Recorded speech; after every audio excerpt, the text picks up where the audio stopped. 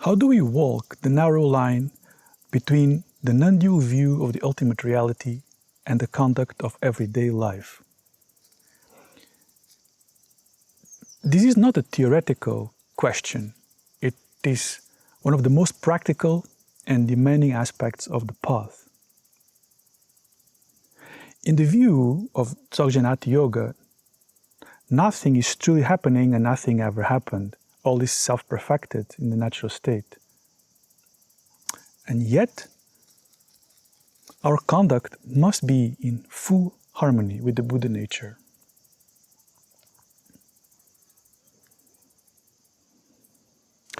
When we look at the world in the relative sense,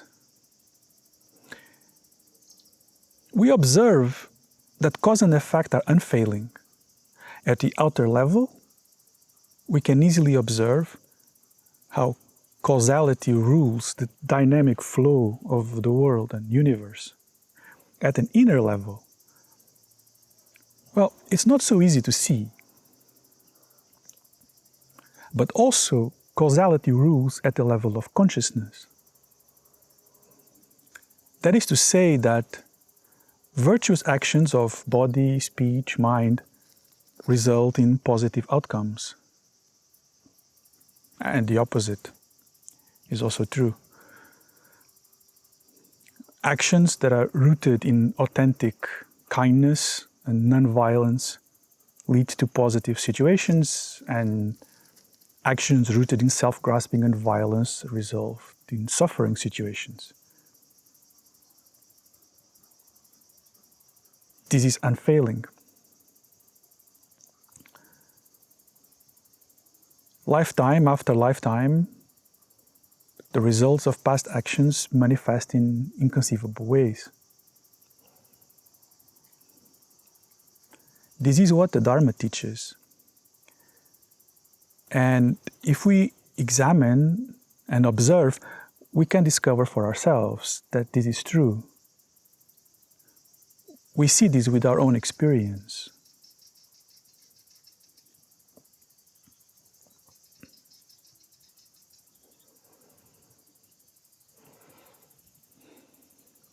On the other hand, this entire appearance of the world and universe, including causality, have absolutely no real existence at all.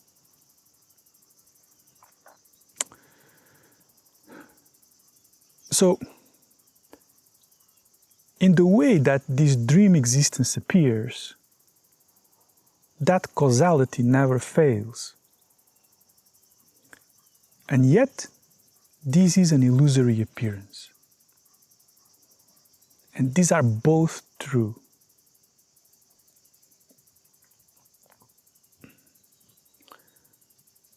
There are many profound explanations on this point from a philosophical perspective and also in the sutras. However, in these talks, it's not my goal to get into philosophical explanations. These talks are more about pointing to the direct path and practice.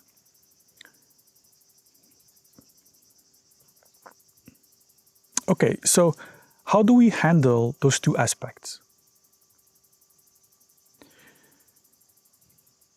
Well, at the level of disappearing world and life, causality is unfailing, but ultimately it has no real existence. Causality itself is part of this illusion. This is something really important to understand. To put it in a very direct and clear way, while we are under the influence of ignorance and experiencing this relative existence, under the influence of causality, we act as if causality is real. We respect cause and effect fully. Because, well, I think it's obvious. But just to clarify, so while there is a sense of a really existing self, who is the agent, the doer of things, then that same self will experience the results of those actions. So we need to respect this principle. In reality, the self is illusory. But just having this as an idea is not helpful. Causality will still function. However, as we gradually study the Dharma, reflect and practice, and understand the real nature of things, and in that way we become less and less attached to events and the results of things. If things happen in a way that we like, okay, fine. No point becoming too excited about it. It's all impermanent anyway. If things do not go as we like, okay, fine. No point becoming too sad about it. It's all impermanent anyway.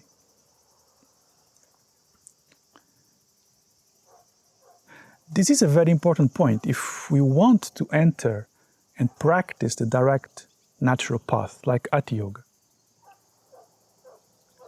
Traditionally, this would be said like, do not allow the view to fall towards the conduct or the conduct to fall towards the view. That is the traditional way to explain this. That means, even if we have a very lofty and spacious understanding and view of reality, that is our view, we should not let our conduct or our actions to drift towards that position, but always try to keep a good conduct. And of course, the opposite. Do not get over fixated on our conduct and what is happening in the world as if it's something truly real, and in that way making our view collapse into the relative illusion. This is like walking a middle way, a tightrope. And this in itself is a very important part of the practice, especially at the start. At some point, it becomes natural and automatic. If we notice that we are falling too much to one side, then we should observe ourselves and relax. Relax a little.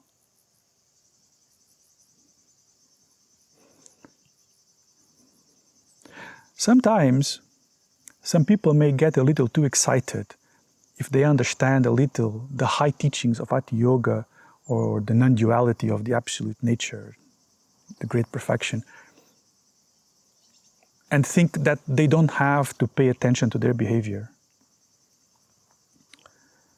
This is not really a good idea. This will just create so many problems. On the other hand, others become really focused on the behavior and on all the problems in the world, and fixating on all those things like they are so absolutely real. They become very sad, depressed, angry, disturbed, and also make many problems. And they lose their path in that way.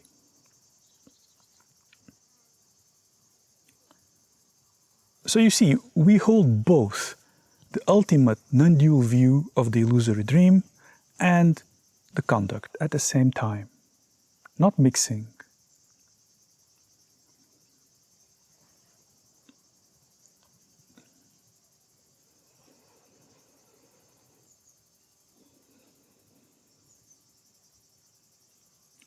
But how can we hold both of these at the same time? Right. That in itself is already something special, actually, because it requires presence. This is not something that comes from some intellectual decision. So this comes from presence and a sort of inner clarity to really look at ourselves. It is the ground of equanimity.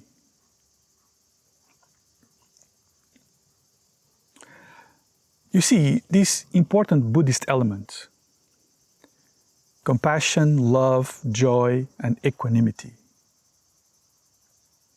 they are all grounded in this middle position. If we are not in the middle position, we are falling into duality, delusion, disturbing emotions, and make more and more problems. Because if love and compassion are not in the middle position, that means rooted in equanimity and wisdom, then they become biased, partial, and completely under the control of disturbing emotions like anger and attachment, my opinion of good and bad, my hopes and fears.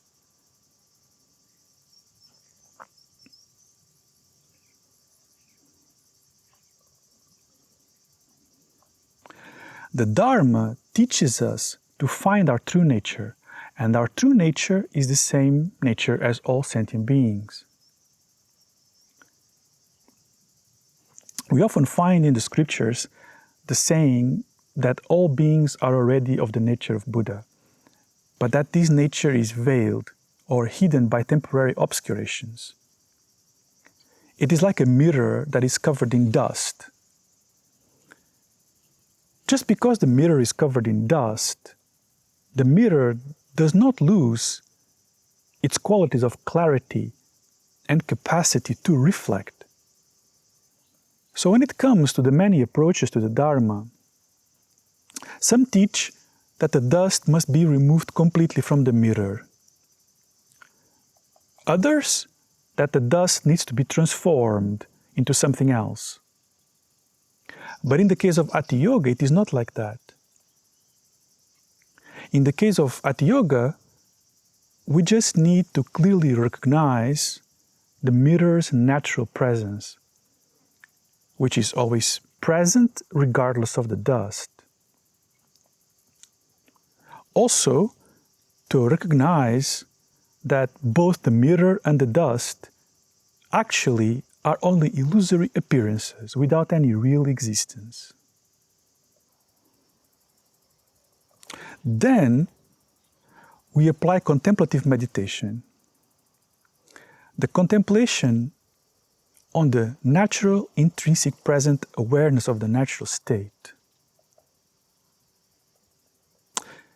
Then gradually all the dust will... This is hard now, because no matter what I say here, it's wrong.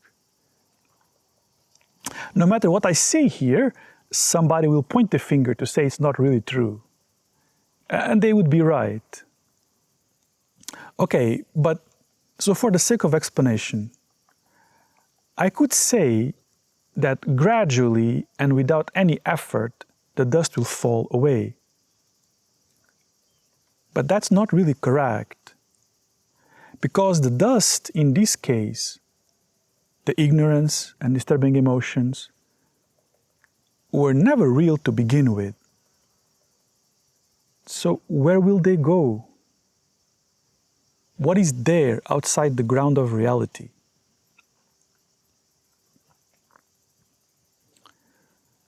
And in this way of explaining itself, maybe we can clarify our view. Or maybe I could say that the dust simply dissolves into the luminous clarity and stops appearing as something real and separate. This way is a little better, but still not fully correct. It's not fully correct because it's still somehow assuming there was some dust at some point that needs dissolving somewhere, which is also not true. Okay, you see the problem. If you see the problem, that's actually good.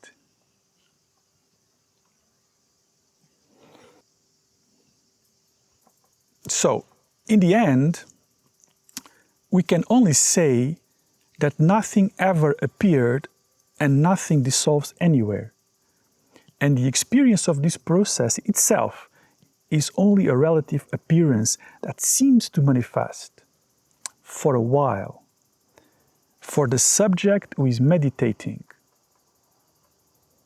That is, while there is a subject, you see, because this talk only makes sense while you're assuming there is some self, some subject experiencing this process.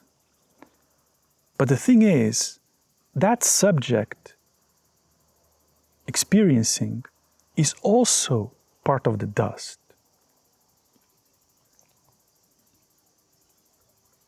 So in this explanation, I also showed that there is no contradiction between saying we need to practice and there is no practice or effort needed. Both are true. Practice is the contemplation in the intrinsic presence of the natural state. To really enter into that and let that be as long as it's possible, without any manipulation of the mind. Well, when we get some experience of what is this open, clear, present, and non-personal awareness, then we start by sitting in that state. And we call that contemplative meditation or Atiyoga meditation.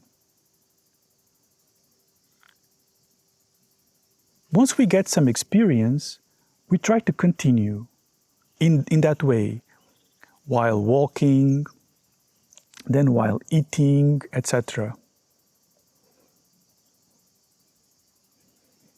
This part is what we can call practice, because there is the experience that seems like we are doing something. But if we examine closer, if we have some experience, it's not true. It's actually non-doing. It's not doing. It's a special kind of not doing. But we need to learn very concrete what that is like. In that way, the aspects of the view of all is perfect in the ultimate non-dual condition and the aspect of virtuous conduct, they happen simultaneously, spontaneously. There is no contradiction. There is no contradiction.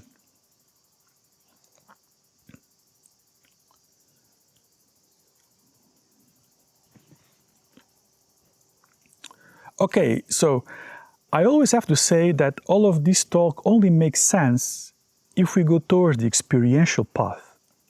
I mean that we cannot just remain with theories or talking. Talking, reading is good because it points the way, that's all. It's very important not to confuse intellectual understanding with actual experience.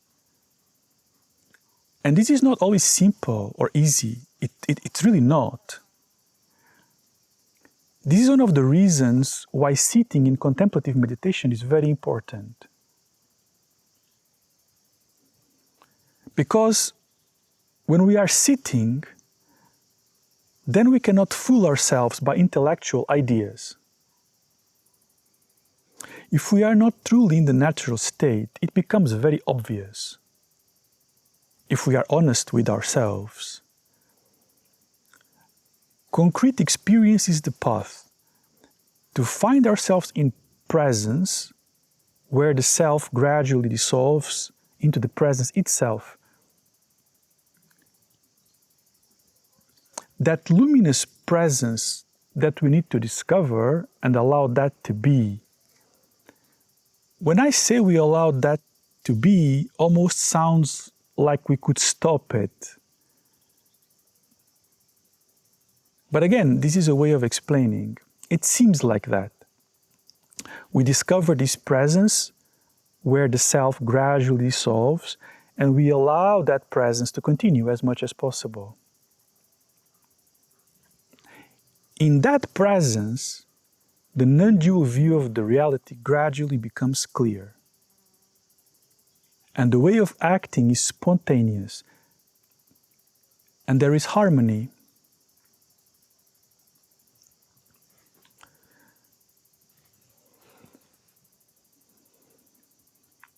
Until then, it's important not to forget what I said earlier, to hold those two sides without falling into extreme positions either way. As we learn about the path and ourselves, we bring these to experience, and the path becomes experience.